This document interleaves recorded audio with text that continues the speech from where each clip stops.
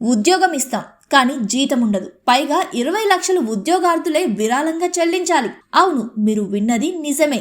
ఇవి ఏకంగా ప్రముఖ ఆన్లైన్ ఫుడ్ డెలివరీ సంస్థ జొమాటో సీఈఓ దీపీందర్ గోయల్ చెప్పిన మాటలు.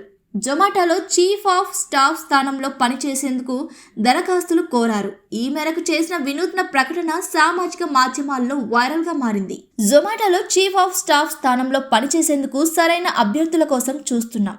ఈ పొజిషన్లో నియామకం కాబోయే వ్యక్తి గురుగ్రామ్లోని కంపెనీ ప్రధాన కార్యాలయంలో పనిచేయాల్సి ఉంటుంది. కొత్తగా ఏదైనా నేర్చుకోవాలన్న కోరిక, జీవితంలో ఉన్నంతకాలం ఎదగాలని తపన ఉన్నవారు ఈ ఉద్యోగానికి దరఖాస్తు చేసుకోవచ్చు.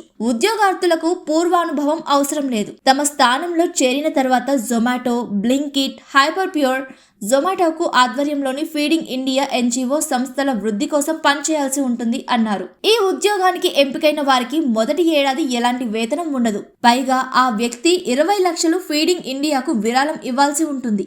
ఈ సమయంలో ఉద్యోగి కోరిక మేరకు జొమాటో కూడా 50 లక్షలు తన తరపున ఎన్జిఓకు విరాళం ఇస్తుంది.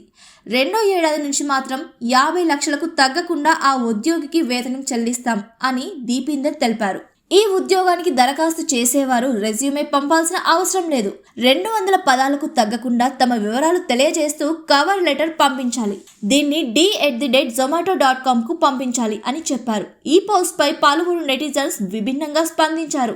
20 లక్షలు ఫీజు పెట్టి ఆసక్తి ఉన్న అభ్యర్థులను దూరం చేస్తున్నట్లేనని కొందరు చెబుతున్నారు. మరికొందరు మాత్రం ఒక సక్సెస్ఫుల్ బిజినెస్ మ్యాన్ ను తన దగ్గర నుంచి చూసి నేర్చుకునే అవకాశం దొరుకుతుందంటూ కామెంట్ చేస్తున్నారు.